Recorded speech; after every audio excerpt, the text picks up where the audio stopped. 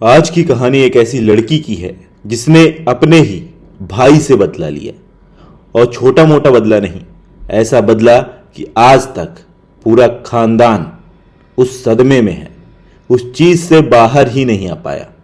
ऐसा बदला कि पूरे गांव की रूह कांप गई। ये बात उत्तराखंड की है। उत्तराखंड को सभी जानते हैं कि वो देवभूमि है, वहां देवता वास करते हैं। अब जहां देवता हैं तो वहां भूत प्रेत भी होंगे, चुड़ैलें भी होंगी। जहां पॉजिटिव एनर्जी वहां निगेटिव एनर्जी भी होगी। तो ये कहानी उत्तराखंड के कुमाऊनी रेंज की है। गांव का नाम नहीं बता सकते क्योंकि पहचान उजागर नहीं करनी है।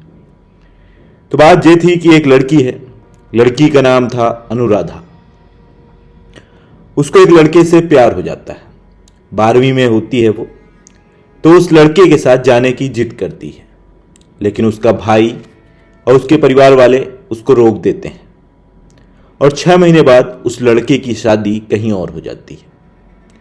तो एक तो इस बात से वो नाराज होती है, दूसरा कुछ दिन बाद वो दिल्ली आकर पढ़ाई करना चाहती है।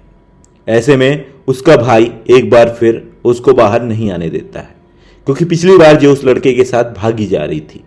ऐसी स्थिति को देखते हुए इस बार वो भाई घर में आगे आता है और वो उस लड़की को बाहर पढ़ने के लिए भी नहीं भेजता है। वहीं उसी रेंज में, उसी जगह एक महाविद्यालय में उसका नाम लिखा दिया जाता है। लेकिन ये सारी घटना के बाद जो लड़की होती है वो अंदर ही अंदर गुस्सा भर जाता है उसके भीतर। वो बिल्कुल से कि मैं बदला लेके रहूंगी एक ना एक दिन। तो होता यह है कि जब ये स्कूल जाती है कॉलेज के लिए, 12th पास कर चुकी होती है, तो ये जाके जो उधर उस क्षेत्र में काफ़ी झाड़ फूक, टोना टोटका, भूत प्रेत वाला काम होता है। आप गूगल करेंगे, कुमाऊनी रेंज में सबसे अधिक होता है। जहाँ पर माना जाता है कि उत्तराखंडी जो प्योर है उसी रेंज में पाए जाते हैं, और वो काफ़ी ऊंचे पहाड़ हैं, वहाँ बर्फ़ आदि भी पड़ती है। तो उस रेंज में काफ़ी इन सब चीज़ों का बोलबाला है, भूत प्रेत, टोने टोटके आदि का।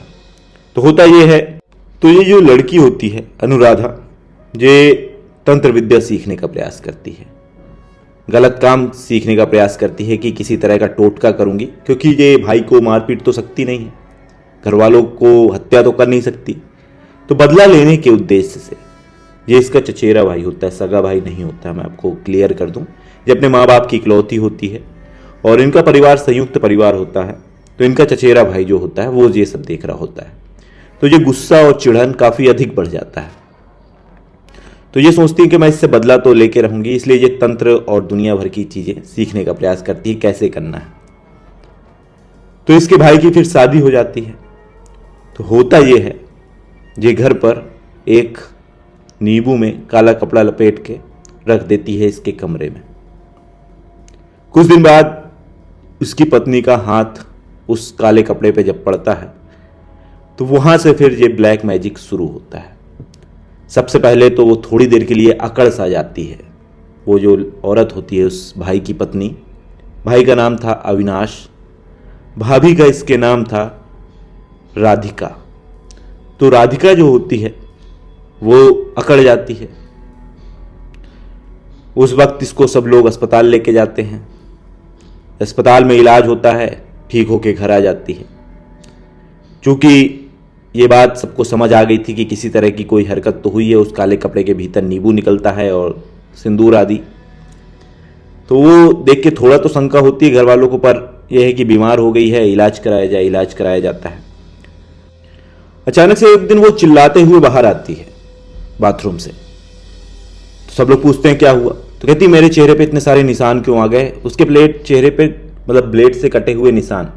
ऐसा उसको खुद को शीशे में देख के महसूस होता है कि उसके चेहरे पर किसी ने कट मारा हुआ है और पूरा चेहरा खून से लथपथ है। बाकी किसी को उसके चेहरे पे बाहर नहीं दिख रहा है। जब जब वो शीशे में जाके देखती है, खुद को शीशे में देखती है, तो उसको वही नजर आता है, एक दूसरी अक्ष नजर आता है, दूसरा चेहरा नजर आता है। तो वो बिल्कुल घबरा जाती है, डरी डरी सी घूमती रहती है। फिर कभी उसकी आवाज बदल जाती है, कभी बात करते करते चिल्लाने लगेगी, कभी एक औरत है लेकिन एक पुरुष की आवाज में बात करने लगती है कि तुमसे तो मैं बदला लेके रहूंगी, अपने पति को बोलती है। किसी को समझ में नहीं आता कि आखिर ये अचानक से क्यों करने लगी, क्योंकि तब तक किसी को नहीं पता था कि ये बहन ने ही सब कुछ कर रखा है। और उस बहन ने जो कर रखा था वो था एक जिन। जिन सवार कर दिया था भाभी के ऊपर। अब कभी भी उसकी आवाज़ बदलती है, कभी वो घर में किसी से पीटने लगती है किसी को भी, कभी भी झगड़ा करती है, सामान फेंकती है, रात में बाहर निकल के चल देती है, और जब जब खुद को शीशे में देखती है तो चिल्लाने लगती है। कभी चाकू लेके खुद का हाथ ही काट ले रही है, कभी रात बिरात पता चला घर वाले को शोर आ रहा, जाके देखते हैं कमरे में तो बेल्ट उठा के पति को ही पीट रही होती है। इन सब चीज़ों से बहुत अधिक तंग आ जाते हैं ये लोग, इनको समझ आ जाता है। और जो बहन होती है ना, उसकी शादी भी नहीं होती है। वो पूरी तरह से इन सब चीज़ों में लिप्त, जाके शमशान में बैठना, शाम को घर में आना, मांस मदिरा भी, यहाँ तक कि शराब भी पीती थी और कच्चा मांस भी खाती थी। तो समझ में आया, वो स्पष्ट वो मुंह पे बोल रही थी, मैंने बदला लिया तुमसे और मैंने किया है ये टोटका, जो करना हो कर लो तुम, मुंह पर बोल रही है। अब करे तो करे क्या घर वाले। सुनकर सबकी हवा तो टाइट हो रखी है।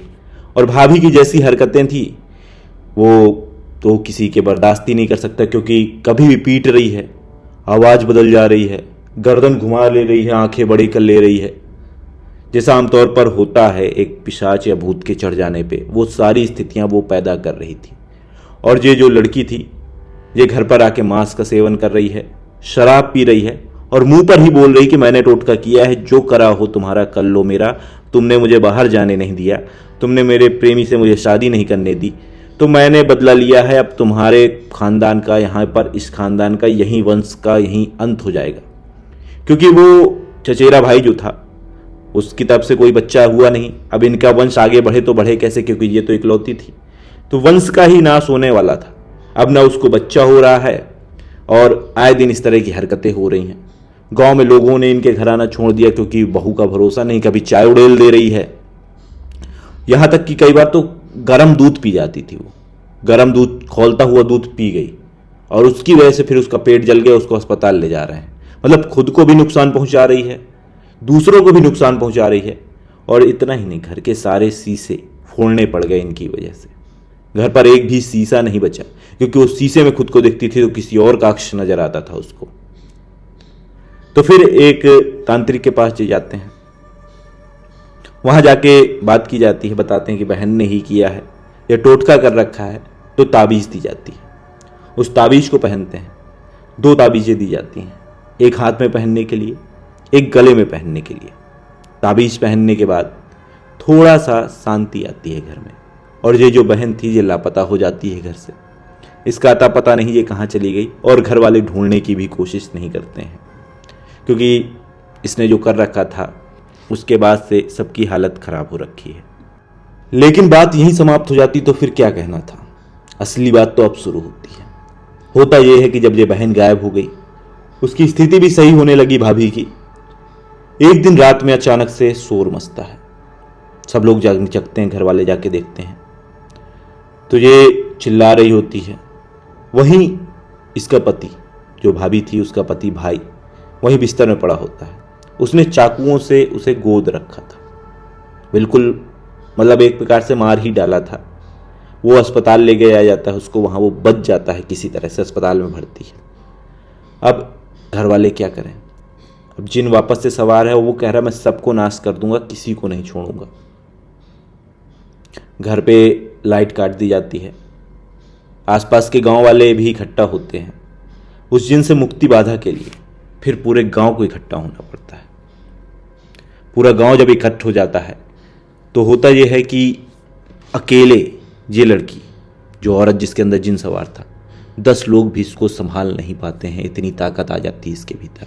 यानी कोई पकड़ने जाता है तो जो उठा के फिल्मों की तरह, कोई हीरो जैसे फिल्मों में विलेन को फेंकता है, वैसे उठा उठा के लोगों को फेंक रही होती है। किसी को समझ ही नहीं आता कि आखिर इस पर काबू पाया तो पाया कैसे जाए। घर परिवार वाले उस घर को छोड़ देते हैं, ये उस घर में अकेले रह रही होती है, भाभी सिर्फ उस घर में अकेले रह रही है। और आज भी स्थिति वैसी की ही वैसी है। लोगों ने घर छोड़ दिया है। वो सारे लोग दिल्ली आके बस चुके हैं, दिल्ली में ही उन्होंने कहानी सुनाई है, और वो आज भी कुमाऊनी रेंज में पड़ता है, उसी घर में रह रही अकेले। कहीं से उसे खाना पाना मिल जाता है तो खा पी लेती है। आज तक उससे मुक्ति नहीं मिल पाई है।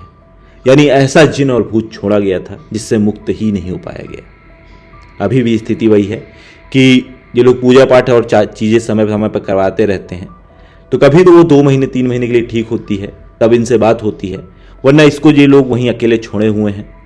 वो कभी भी कैसी भी हरकतें कर रही है, कैसे भी जी रही है, और उस बहन का तो आज तक पता नहीं चला है। और उस भाई के साथ स्थिति ये है कि भाई ना कमा पा रहा है, ना खा पा रहा है, पूरा का पूरा घर आज भी त्रस्त है, आज तक वो सुधर नहीं पाया है। तो ऐसा भी होता है कई बार, जब बच्चे गलत संगत में फंस जाते हैं तो वो ऐसा कुछ कर डालते हैं, और उसका परिणाम ये होता है कि आज तक वो घर पनप ही नहीं पाया। उसके बाद से उस दिन से आज तक कोई मुक्ति ही नहीं दिला पाया। वो स्थिति आज की आज तक बनी हुई है। जबकि उत्तराखंड देवभूमि कही जाती है, वहाँ भगवानों का वास है, लेकिन तमाम तरह के तांत्रिक और पूजा पाठ के बावजूद उस काले छुटकारे से, काले जादू से आज तक छुटकारा नहीं मिल पाया है। तो बदला लेने के लिए आपस के लोग किस हद तक जा सकते हैं, ये कहानी उस चीज़ के ऊपर थी। आपको कैसी लगी?